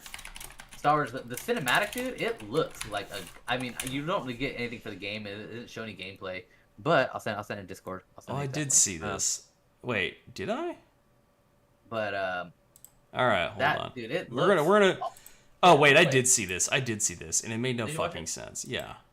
Yeah, dude, it looks good though. No. It looks exciting. It looks exciting. What I say, but it piqued my interest. No, for sure. But again, hype is dead for a reason, man. Because what they're gonna do, or what I'm afraid they're gonna do, is they're gonna be like, oh yeah, it's has like 4 years till it comes out. It's an open world MMORPG, bros. You know, and you're gonna be doing fetch quests the whole time, dude. Don't you love fetch quests? Bro, it's an open world MMORPG FPS world builder game and flight simulator all in one. People are stupid. All right, Every game fandom. Did you watch the new cinematic for the KOTOR update expansion? Oh, the online one? Mm-hmm. No, I hate that. Cinematic? I fucking hate that game. But did you watch the cinematic? I'm asking. No, I didn't. It's good. It's good, bro. I have reinstalled KOTOR online 3 times, and I have played it for a total of like 25 minutes. I cannot get past the first like 5 seconds of that game. Well, I guess it's mind-numbing. SWOTOR, not KOTOR. SWOTOR. Sorry. SWOTOR. Oh, that's right. Yeah, Star Wars: The Old Republic, not Knights. Oh, that's right. SWOLTOR. Yeah. SWOLTOR. Actually, the cinematics. So I remember watching the cinematics, like the Sith Destruction of Coruscant and whatnot. I remember watching those like way back when that game was first coming out, and I was fucking stoked about it. But I had no capacity to play subscription-based MMORPGs, and in my attempts to play MMORPGs over the years, I've just realized I absolutely hate them, and I think they're trash. They're Skinner boxes. They're wastes of times. Like every quest, every storyline you're doing is just a rehashed version of some other properties. Let me see. Oh yeah, Legend of the Sith. You know what I will say is I really appreciate that they're still producing content.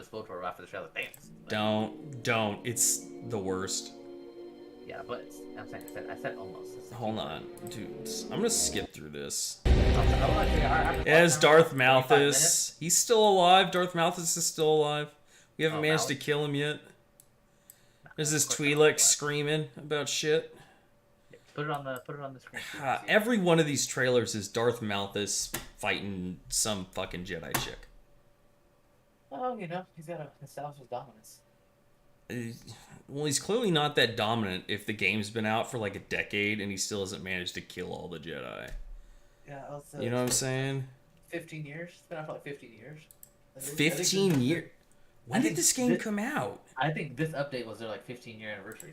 Oh my god! I think. Star Wars: The Old Republic. It's free to play now. So if you do want to check out Star Wars: The Old Republic, what I will say is it's free to play now. It's got good scores if you give a shit about IGN. And it's obviously lasted this long, and they're putting out new content. So it's had a lot of support. If you're just getting into it, it'll last you quite a while. If you're kind of into that shit. I don't care. It came out in 2011. Oh, okay. So 10. Oh my god. Oh, yeah, so long ago. 13 years? Oh lord. 11 years? I don't know. As much shit as I talk, like I am also playing games like Star Citizen, so maybe I'm just as trash as everyone else. I do want to kind of hop on Lord of the Rings Online. You know, I play Look, that a look, little check bit. it out. You ever played an MMORPG? Yeah. Like For what? sure. What was the last one you played? I mean, I played freaking New World. That was all right, lackluster, but Yeah. Have you played uh, it since it since came it came out? out, I put I probably put 16 hours into the game and then realized that I was doing the same shit for the past 16 hours in the Okay. same part of the world, So that's and I was like, all man, MMORPGs. yeah, for sure. But I was And if you watching. want to get What on I will here, if say, you want to get on the chat and fight me about that, I will yeah. fight all night. Dude, what I'm saying about New World though is that it didn't keep my attention. You know, Yeah. like Lord of the Rings Online, I enjoy Lord of the Rings. I enjoy that exploration, but it didn't. You know, I played Skyrim Online. I think I got to like level 12 before I was like, it's not the same. Yep. So, but Lord of the Rings Online, you know, I'm down. I'd be down for that, and it seems like it's somewhat active. People are still playing it.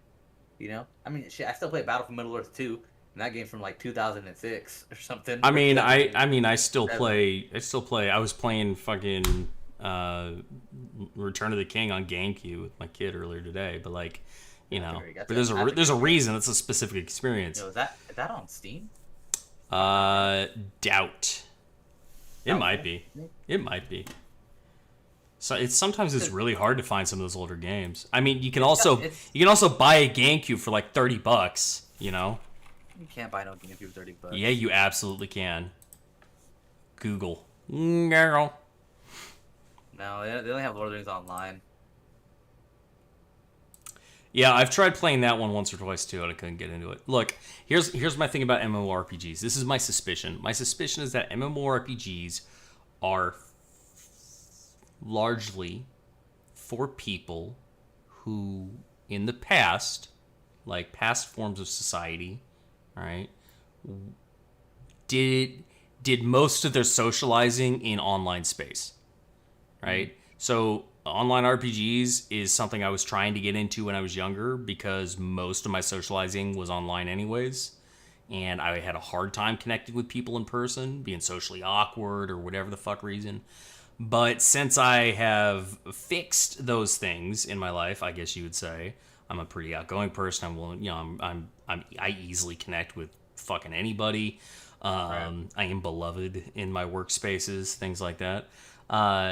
I haven't felt that drive. So what I'm going to an MMORPG for is story and gameplay, and I'm sorry, but they lack both.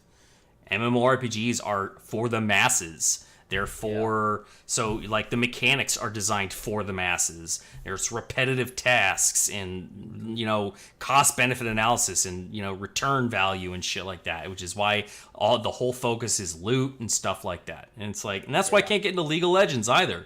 Is it basically takes the combat mechanics of most MMORPGs and just fucking shrinks the lobby size down and then stacks all the servers full of Chinese kids who are fucking building accounts to sell to people, just like they do with World of Warcraft. It's just not my realm, but more power to anyone else who's interested in that kind of stuff. I try to get into League. I think we got some people in the chat that play League. Yeah. If you're into League, hit Marcos up. Yeah, I have a League account. I try to get into it. I think I got to, I don't know what level I got to, but I played it enough to know that I don't have the time to invest to understand this game well enough to enjoy it fully. Yeah. Like, bro, you want to talk about a game with meta? League. That's the definition of meta. Like there's so many freaking champions with so many nuances and so many builds, and it's like, in order to like really fully enjoy the game, you have to understand that stuff, at least decently well. And it's like I don't have that time to invest, and I didn't jump on it early enough to know it. You know what I mean? So it's like, well, and that's like 2 champions, and then I'm not nearly as good to keep up with people. And it's like, and also, dude, they're like, I mean, like there's some toxicity in League of Legends for sure. Dude, I know several people who've been permanently banned from that game. Yeah, they do not give you like the League community does not give you a chance to learn the game without roasting you for sucking at the game. Like there is no like, hey bro, sorry I'm new.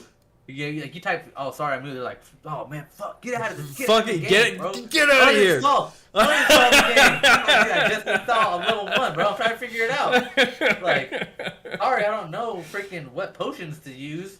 Shit, dude, I don't know the runes. Can Like, you imagine that's how medical school was? It's like, oh, I'm sorry, I've never done surgery before. God, get the fuck out of my OR. Yeah. God. Now, who let this guy in here? Yeah, right? You gotta come here prepared. God, you have to have known all of this. See, and honestly, like, it's not the toxicity at that point that, like, bothers me. It's just the sheer stupidity of that way of thinking, you know? It's like, your community's gonna die if you're only gonna, if you only want to accept old blood. You know what I mean? Like, because there's no such thing. Fine, yeah, well, fucking. They got a very loyal family. Check that. Look, this is my. It's a fucking paint by numbers game as far as I'm concerned. This is gonna be one of my next builds right here. Ooh, Lego. Can you actually wear it? No, it's a fucking display piece, dude. No. If you can't wear it, what's the point? I'm gonna put it. Does it snap? Does it snap? You can articulate the fingers. Nice. Yeah, see, look at see the articulation, dude. Yeah. Yeah, it's pretty legit. That's pretty dope. How much was that? I don't know. It's a gift. Oh, okay. So, let's Google it. Free. Probably. We're gonna see how much whoever gave that to you cares about you. $85 is my guess. Let's see. Thanos Gauntlet Lego. Close. $69.58, $69.99. All right. Yeah, maybe if you order online. They care about you, man. Yeah. Shipping, you know what I mean? Who pays for shipping these days? Come on, Amazon, right? Well, that other corporate oligarch that I hate, but use anyways.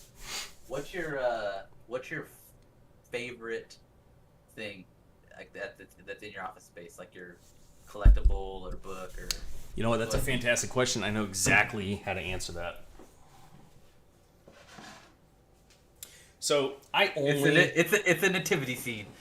I only fill my space with things that matter. All right, my wife's got 100 shot glasses that she just buys when she goes to a place. Everything you see behind me matters. Okay. I have a single Guinness glass that I got from an Irish pub while I was in Belgium 10 years ago while I was stationed in Germany after I got back from Afghanistan. It's got a whole story to it, right? So that's my one glass, all right? Mm-hmm. You know, she's got like 100 shot glasses because you could buy them fucking anywhere, right? Yeah, I'm very particular. Yeah. I'm very particular about what I spend my money on, and the most coveted piece of memorabilia that I own is this. Chickens with horns? They're little deer chickens made out of taxidermized baby chicks. Okay.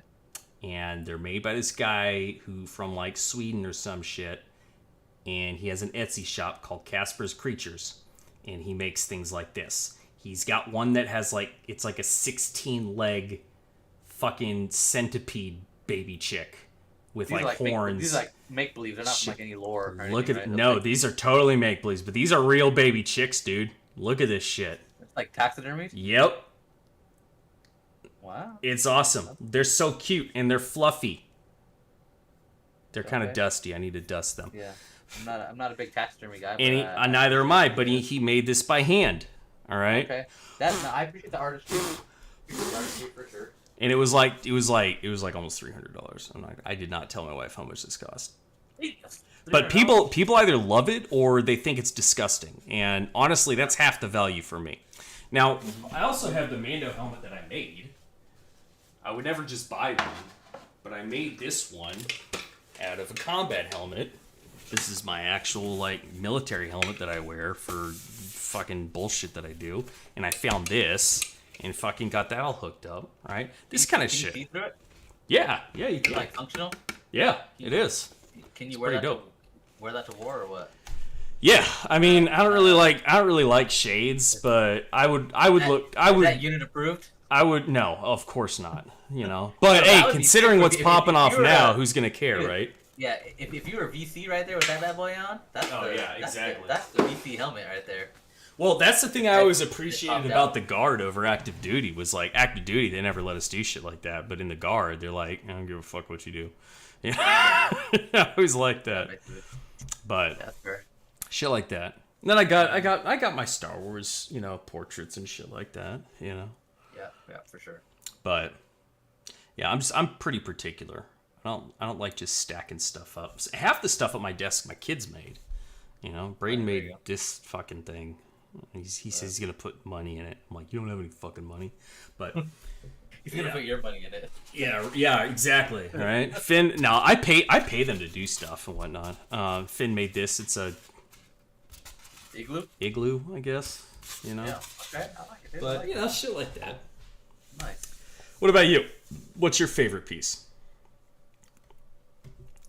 Um, How much was the little robot? Is it D1 or some shit like that? DO1? Where'd you get that? it was also a gift. Oh, it's bobblehead. Okay, I like that. I like that. Hey, Yeah, who's it's giving you all my- these fucking gifts, man? It's my one sequels. You got a sugar daddy or something? I think my sister got it for me. My family knows I'm just fucking super nerds. So they just buy me. Birthdays Gotcha. and Christmas, it's just like, oh, what kind of nerdy stuff can we get? Can we get this time?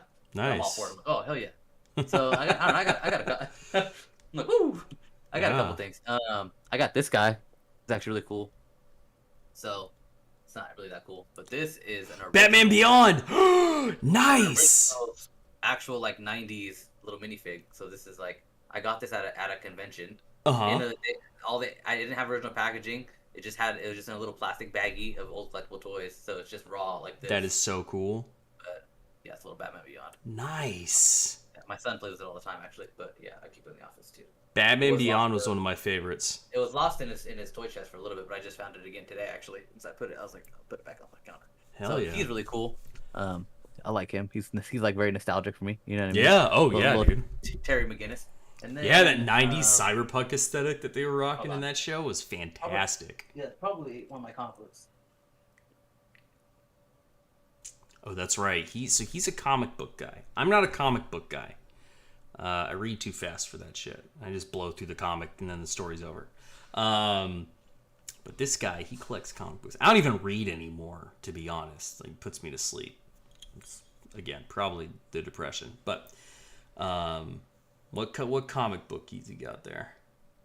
All right, so I got two. So I have this one right here. This is a Walking Dead #1, but it's the Emerald City Comic Con edition. So it's got the variant cover that you could only get at Emerald City Comic Con. Oh, nice. That's why it's got the green, the emerald green. But yeah, so it's the #1 Yeah. issue of Walking Dead. That's So pretty that's, cool. Like mint, still. Uh-huh. It's got the backing, never been opened. Oh, yeah. Can't open it. Wouldn't Yeah, want to know what uh, happens. Well, I mean, I've read them. I just that one doesn't get open. Gotcha. Yeah. Just mess with it.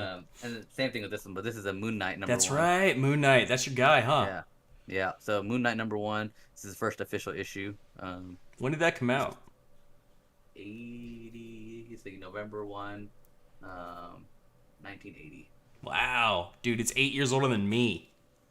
Yeah. So, and this one was expensive for when I got it. How much? This was 140. Wow. Okay. So, it's worth more now, but yeah, this is. I would say, like, especially after the Oscar Isaac show and stuff like that. Yeah. Probably got a it's little gonna boost in value. definitely jump in value. Yeah, but I won't. Cool. I won't sell it. I'll be keeping that. Good. For a while. Yeah. Yeah. That's That's so something cool. I've got like the whole Batman Year One run, original Batman Year One run. I've got that collection. Got a bunch of random ones. Actually, I just finished off this little collection. These are on the wall. You need to get some wireless headphones, my mans.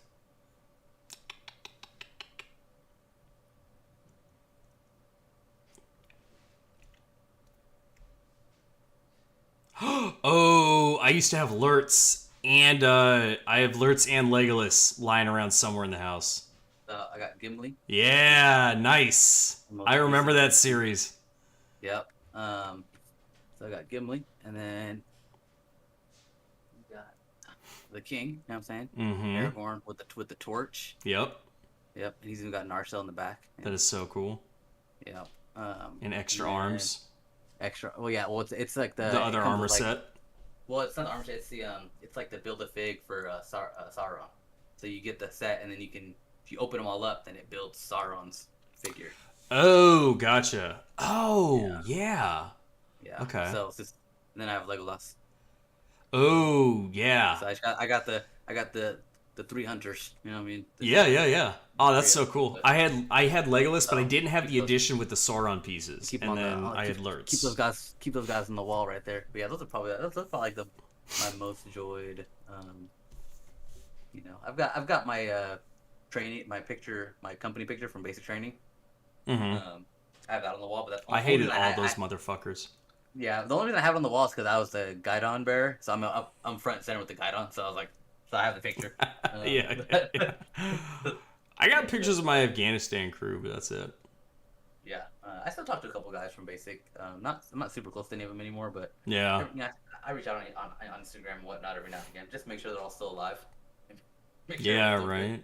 You know what I mean? Yeah. See what they got going on. Yeah, dude. Well, shoot, that's a nice little collection, man. I'll have to bust out my Star Wars Legos at some point because I have Yeah, dude. I have a lot of the ships. Really? Millennium Falcon, Y-wing, X-wing, Snowspeeder, Yeah, 2 Star that's Destroyers, AT-AT, ATST. You have the full size AT-AT, like the Yeah. $800. No, not the extra one. Uh, I've got the regular full size one. So they got the full size one, and then they've got the the full like. can't remember what they call model. that series. Yeah. Yeah. It's like their elite series, I don't know whatever they call it, but It's elite or something like Actually, that. But yeah. I'm building a ship right now, actually. Which one? Dude, this was not on the schedule. Showing off memorabilia. I love it. What's that one? Oh, nice. Yes. That's a cool one. I've got the other ship. The one that... Wait till you get back. I've got Krennic's ship from Rogue One. Mm-hmm. Nice. That's Yeah, cool. I need to get the big I Kylo Ren one. only thing I like about the sequels is Kylo Ren. So, but yeah, Yeah, right. Ben Solo.